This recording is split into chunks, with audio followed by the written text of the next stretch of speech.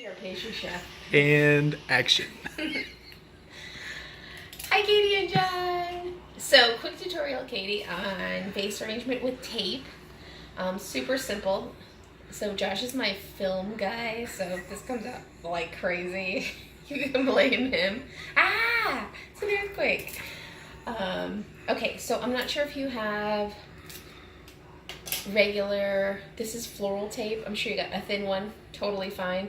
Sometimes I use washi tape, that works too. Really up to you. Scotch tape, not good. It doesn't stick once it gets wet. So I'll show you on the vase.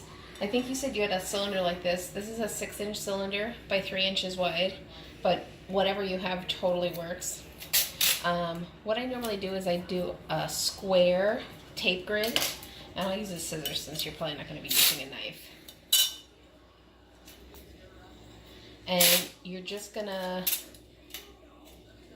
do 4 pieces of tape, and that'll create a nice little grid up on top. And then I usually do one around also, just to kind of secure everything in place. And I think your recipe was 3 roses. So I don't have any roses right now. I have Fuji mums because that was my thing I had going on last weekend. But same kind of shape. So you want to make the rose probably about 4 or 5 inches above your vase. Not too super high and not too super low. Otherwise it looks like a little tiny mound on the vase. And you can always kind of measure it against your vase. So you can kind of stand it up against it and then do your cut.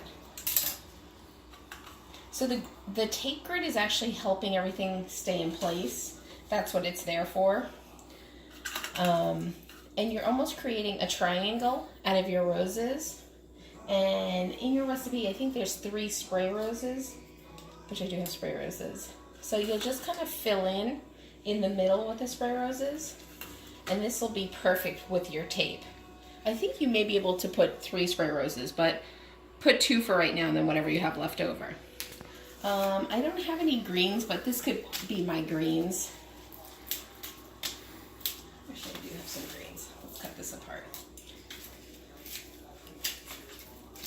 So I think you said you were going to get some eucalyptus from like Trader Joe's or something. Right where you have some like little holes going on, you can kind of just fill in. And this is really up to you. You probably only need 2 or 3 pieces of greens, and that will fill the rest of the holes. So your flowers aren't against the vase. They're a little bit higher, about 3 to 4 inches above it. You can use a regular scissor to cut the stems. Just make sure everything is in not hot water. You know, cold water would be best. You can leave them out, it's fine. Like I said, I would let the flowers drink when you get them for at least 2 hours, and then take all the wrappers off, fluff them, like let them space out a little bit. That sounds really weird, but it'll kind of open their heads and everything, and then you can kind of start designing. The one in your little container,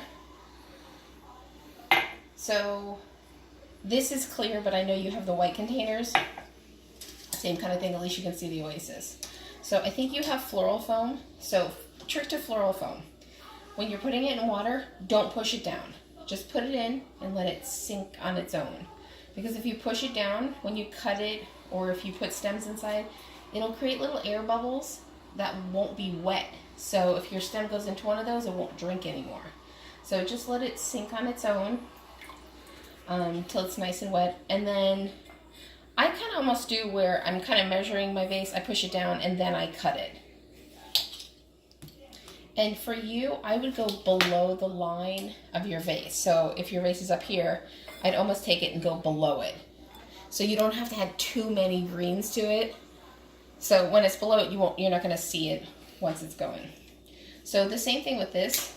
You can probably do 2 roses with this one. You don't have to do the 3rd one, because I think they're pretty small containers. And this doesn't have to be super symmetrical. Like you can kind of do 2 and then use your greens. I got some greens from the yard for my demo. Just chopping it apart.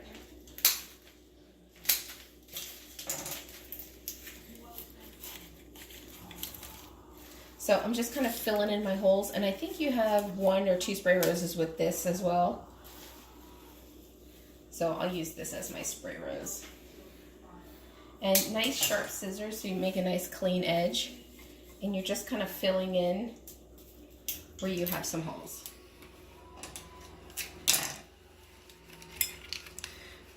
So your container, you want to make sure is filled all the way to the top with water, because you'll notice by the next day the flowers will drink some, and then natural cause of, you know, water dissipates too. So make sure they're constantly filled up and they're in a nice cool room.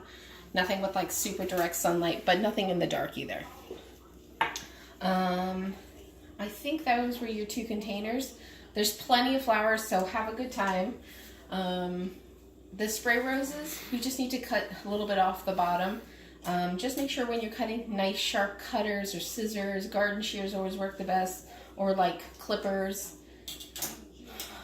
I can't think of anything else. If you have any questions, you know where I am in Florida. Call me, let me know. Yeah, awesome, have fun with it.